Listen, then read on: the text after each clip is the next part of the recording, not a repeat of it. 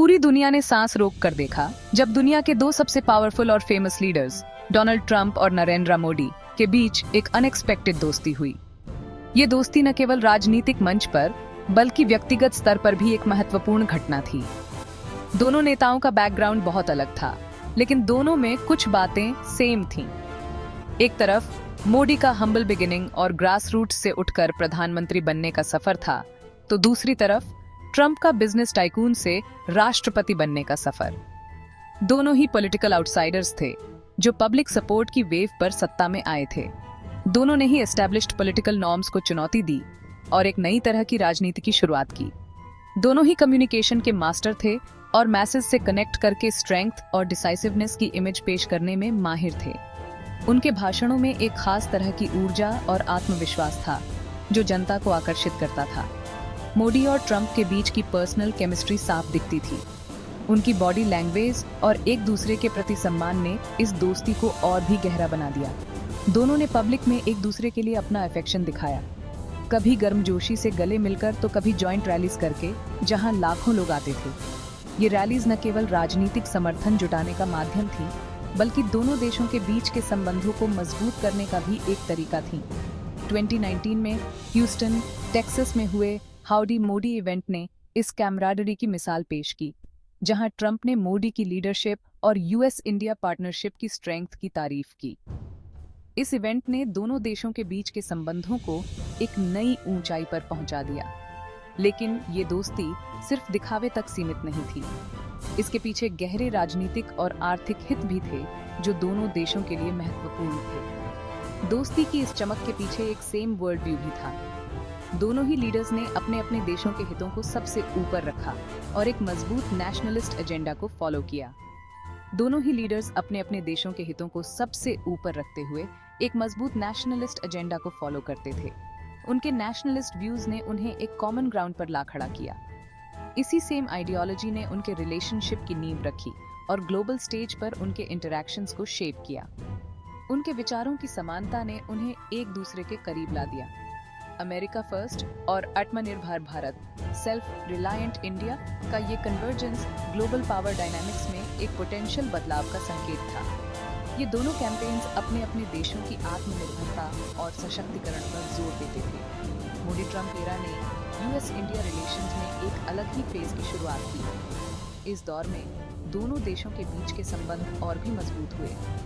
ये heightened engagement का दौर था जिसमें स्ट्रेटेजिक कन्वर्जेंसेस और कुछ ओकेजनल फ्रिक्शन पॉइंट्स भी थे। दोनों देशों ने कई महत्वपूर्ण समझौतों पर हस्ताक्षर किए, लेकिन कुछ मुद्दों पर मतभेद भी उभरे। इस कॉम्प्लेक्स डायनामिक को समझने के लिए उनके शेयर्ड नेशनलिस्ट एजेंडाज की डिटेल्स और ग्लोबल ऑर्डर पर उनके इम्पैक्ट को समझना जरूरी है। ये दोस्ती न केवल दोनों देशों के लिए बल्कि पूरी दुनिया के लिए एक महत्वपूर्ण घटना थी।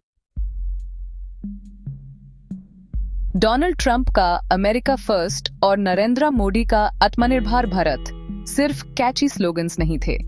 ये स्लोगन्स एक गहरे और व्यापक बदलाव का प्रतीक थे जो दोनों देशों की नीतियों और दृष्टिकोण में झलकता था। ये दुनिया के सबसे पुराने और सबसे बड़े डेमोक्रेसीज के फॉरेन पॉलिसी आउटलुक में एक फंडामेंटल शिफ्ट को रिप्रेजेंट करते थे। ये बदलाव केवल नीतियों तक सीमित नहीं था, बल्कि इन देशों की जनता की सोच और उम्मीदों में भी परिलक्षित होता था। दोनों ही लीडर्स ने अपने अपने तरीके से एस्टैब्लिश्ड ग्लोबल ऑर्डर को चैलेंज किया और मल्टीलैटरल कमिटमेंट से ज्यादा अपने अपने नेशनल इंटरेस्ट को प्रायोरिटी दी। उन्होंने अपने देशों की सॉवरेंटी और सेल्फ रिलायंस को महत्व दिया। ट्रंप का अमेरिका फर्स्ट अमेरिकन्स के एक बड़े ग्रुप के उस सेंटिमेंट को अपील करता था जो ग्लोबलाइजेशन में खुद को पीछे छूटा हुआ महसूस कर रहे थे। ये सेंटिमेंट उन लोगों का था जो मानते थे कि ग्लोबलाइजेशन ने उनकी नौकरियों और आर्थिक सुरक्षा को खतरे में डाल दिया है। इसने अमेरिकन जॉब्स को प्रोटेक्ट करने, फॉरेन ट्रेड पर डिपेंडेंस कम करने और अमेरिका की लॉस्ट ग्लोरी को रिस्टोर करने का वादा किया था। ट्रंप ने अपने समर्थकों को विश्वास दिलाया कि वो अमेरिका को फिर से महान बनाएंगे। ये मोदी के आत्मनिर्भर भारत के विजन से मिलता जुलता था, जिसका मकसद इंडिया को एक self reliant economic powerhouse बनाना था, इंपोर्ट्स पर निर्भरता कम करना था और वर्ल्ड स्टेज पर अपनी मौजूदगी दर्ज कराना था। मोदी ने भी अपने देशवासियों को आत्मनिर्भरता की ओर प्रेरित किया। दोनों ही लीडर्स ने फॉरेन पॉलिसी के लिए एक ट्रांजैक्शनल अप्रोच अपनाया। जिसमें मल्टीलैटरल एग्रीमेंट्स के मुकाबले बिलैटरल डील्स को ज्यादा प्रायोरिटी दी गई। ये अप्रोच उनके प्रैग्मैटिक और रिजल्ट्स ओरिएंटेड दृष्टिकोण को दर्शाता था। उन्हें इंटरनेशनल इंस्टीट्यूशंस पर शक था और वो अपने नेशनल इंटरेस्ट्स के लिए किसी से भी टकराने से नहीं डरते थे। उनकी नीतियों ने इंटरनेशनल कम्युनिटी में एक नई बहस को जन्म दिया। ये अप्रोच, जहां एक तरफ उनकी डोमेस्टिक कंस्टिट्यूएंसीज को अपील करता था, वहीं दूसरी तरफ ग्लोबल कम्युनिटी में चिंता का कारण भी बना, क्योंकि इससे मल्टीलैटरलिज्म से पीछे हटने और प्रोटेक्शनिज्म की वापसी का डर पैदा हुआ। इसने ग्लोबल ट्रेड और कोऑपरेशन पर भी सवाल खड़े किए। इन नेशनलिस्ट एजेंडास के कन्वर्जेंस का ग्लोबल ऑर्डर पर बहुत गहरा इम्पैक्ट पड़ा। इसने इंटरनेशनल रिलेशंस में एक नई डायनामिज्म को जन्म दिया। इसने बैलेंस ऑफ पावर में एक पोटेंशियल शिफ्ट का संकेत दिया, जहां यूनाइटेड स्टेट्स और इंडिया दोनों ही वर्ल्ड स्टेज पर ज्यादा फोर्सफुली खुद को असर्ट कर रहे थे। ये असर्टिवनेस उनके स्ट्रेटेजिक इंटरेस्ट्स और जियोपॉलिटिकल एम्बिशंस को दर्शाती थी। इस न्यू डायनामिक ने इंटरनेशनल कम्युनिटी के सामने अपॉर्चुनिटीज और चैलेंजेस दोनों को पेश किया, जिसकी वजह से एग्जिस्टिंग अलायंसेस और पार्टनरशिप्स को रिकैलिब्रेट करना जरूरी हो गया। इसने ग्लोबल डिप्लोमेसी और इंटरनेशनल कोऑपरेशन के नए आयाम खोले। अमेरिका फर्स्ट और आत्मनिर्भर भारत का कन्वर्जेंस शायद यूनाइटेड स्टेट्स और इंडिया के बीच बढ़ती स्ट्रेटेजिक पार्टनरशिप में सबसे ज्यादा एविडेंट था। दोनों देशों ने अपने अपने नेशनल इंटरेस्ट्स को प्रायोरिटाइज करते हुए एक दूसरे के साथ सहयोग बढ़ाया। दोनों ही देश चाइना की बरहती दादागिरी से सावधान थे और इसे एक कॉमन थ्रेट के रूप में देखा, और उन्हें बीजिंग के इन्फ्लुएंस को काउंटर बैलेंस करने की इच्छा में एक कॉमन ग्राउंड दिखाई दिया। इस कॉमन ग्राउंड ने दोनों देशों को एक साथ आने के लिए प्रेरित किया। इसी शेयर्ड कंसर्न ने एक स्ट्रेटेजिक एम्ब्रेस की नींव रखी, जो समय के साथ और भी गहरी होती गई, जो increase defence cooperation, intelligence sharing और जॉइंट मिलिट्री एक्सरसाइजेस के जरिए और मजबूत हुई। दोनों देशों ने अपने डिफेंस और सिक्योरिटी अपैरेटस को सिंक्रोनाइज करने के लिए कई इनिशिएटिव्स लिए। ट्रंप एडमिनिस्ट्रेशन ने इंडिया को मेजर डिफेंस पार्टनर का दर्जा दिया, जिससे दोनों देशों के बीच डिफेंस कोलैबोरेशन को एक नई दिशा मिली, जिससे एडवांस्ड मिलिट्री टेक्नोलॉजी के ट्रांसफर और डिफेंस इंडस्ट्रियल कोऑपरेशन को बढ़ावा मिला। इसने इंडिया की डिफेंस कैपेबिलिटीज को सिग्निफिकेंटली एनहांस किया। दोनों देशों ने फाउंडेशनल एग्रीमेंट साइन किए, जो उनके डिफेंस और सिक्योरिटी कोऑपरेशन को इंस्टीट्यूशनलाइज करने में मददगार साबित हुए, जैसे कि logistics exchange memorandum of agreement (LMOA) और communications compatibility and security agreement (COMCASA), जो लॉजिस्टिक्स और कम्युनिकेशन इंटरऑपरेबिलिटी को फैसिलिटेट करते हैं, जिससे उनके आर्म्ड फोर्सेस के बीच ग्रेटर इंटरऑपरेबिलिटी बढ़ी। ये एग्रीमेंट्स दोनों देशों के आर्म्ड फोर्सेस को सीमलेसली ऑपरेट करने में सक्षम बनाते हैं। बिलैटरल कोऑपरेशन के अलावा यूएस और इंडिया ने क्वाड्रिलैटरल सिक्योरिटी डायलॉग या क्वाड में अपने एंगेजमेंट को भी मजबूत किया, जिसमें जापान और ऑस्ट्रेलिया भी शामिल हैं, में अपने एंगेजमेंट को भी मजबूत किया। ये इनफॉर्मल स्ट्रेटेजिक फोरम, जिसे इंडो पैसिफिक रीजन में चाइना के काउंटरवेट के तौर पर देखा जाता है, को ट्रंप एडमिनिस्ट्रेशन के तहत नई गति मिली। इस फोरम ने इंडो पैसिफिक में स्ट्रेटेजिक बैलेंस को मेंटेन करने में महत्वपूर्ण भूमिका निभाई। क्वाड ने जॉइंट नेवल एक्सरसाइजेस कंडक्ट किए, मैरिटाइम डोमेन अवेयरनेस बढ़ाई और फ्री और ओपन इंडो पैसिफिक को प्रमोट करने के लिए अपने एफर्ट्स कोऑर्डिनेट किए। क्वाड ने जॉइंट नेवल एक्सरसाइजेस कंडक्ट किए, मैरिटाइम डोमेन अवेयरनेस बढ़ाई और फ्री और ओपन इंडो पैसिफिक को प्रमोट करने के लिए अपने एफर्ट्स कोऑर्डिनेट किए। ये एक्सरसाइजेस रीजनल सिक्योरिटी को स्ट्रेंथन करने के लिए डिजाइन थे और फ्री और ओपन इंडो पैसिफिक को प्रमोट करने के लिए अपने एफर्ट्स कोऑर्डिनेट किए।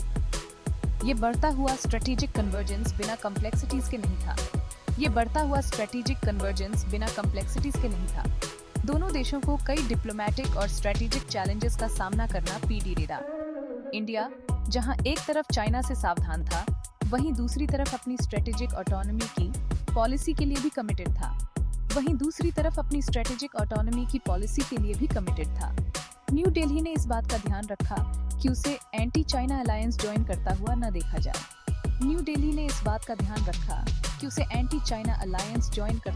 देखा जाए और उसने मल्टीपल फ्रंट्स पर बीजिंग के साथ अपना एंगेजमेंट बनाए रखा। इस बैलेंसिंग एक्ट ने इंडिया को अपनी स्ट्रेटेजिक ऑटोनॉमी को मेंटेन करने में मदद की। जहां एक तरफ ट्रंप और मोदी के कार्यकाल में यूनाइटेड स्टेट्स और इंडिया के बीच स्ट्रेटेजिक पार्टनरशिप में इजाफा हुआ, वहीं दूसरी तरफ ट्रेड रिलेशनशिप एक कॉम्प्लिकेटेड इश्यू साबित हुआ। ट्रंप की प्रोटेक्शनिस्ट पॉलिसीज और ट्रेड डेफिसिट्स को कम करने पर उनका फोकस इंडिया के साथ फ्रिक्शन पैदा करता रहा, जो यूनाइटेड स्टेट्स के साथ प्रेफरेंशियल ट्रेड टर्म्स से फायदा उठाता रहा था। सबसे ज्यादा विवादित मुद्दों में से एक था 2019 में जनरलाइज्ड सिस्टम ऑफ प्रेफरेंसेस (जीएसपी) प्रोग्राम से इंडिया को हटाना। जीएसपी, जो डेवलपिंग कंट्रीज से कुछ खास गुड्स को ड्यूटी फ्री एक्सेस देता था, उससे इंडियन एक्सपोर्टर्स को दशकों तक फायदा हुआ था। ट्रंप का इंडिया का जीएसपी स्टेटस रद्द करने का फैसला, जिसकी वजह अमेरिकन गुड्स के लिए मार्केट एक्सेस को लेकर कंसर्न्स बताई गई थी, ने बिलैटरल ट्रेड रिलेशंस को धक्का पहुंचाया। दोनों देशों के बीच स्टील और एल्यूमिनियम समेत कई प्रोडक्ट्स पर टैरिफ्स को लेकर भी तकरार हुई। ट्रंप ने इंडियन स्टील और एल्यूमिनियम इंपोर्ट्स पर टैरिफ्स लगा दिए, जिसके जवाब में इंडिया ने भी अमेरिकन गुड्स पर रिटेलिएटरी टैरिफ्स लगा दिए। इन tit for tat tariff wars ने दोनों तरफ के बिजनेसेस के लिए अनसर्टेनिटी पैदा कर दी और बायलैटरल रिलेशनशिप के दूसरे एरियाज में हुई प्रोग्रेस को पटरी से उतारने का खतरा पैदा हो गया। ट्रेड टेंशंस के बावजूद ट्रंप एरा के दौरान बिलैटरल ट्रेड का ओवरऑल वॉल्यूम बढ़ता रहा। हालांकि ट्रेड को लेकर फ्रिक्शन ने अमेरिका फर्स्ट और आत्मनिर्भर भारत एजेंडास को रेकंसाइल करने के चैलेंजेस को उजागर किया, जो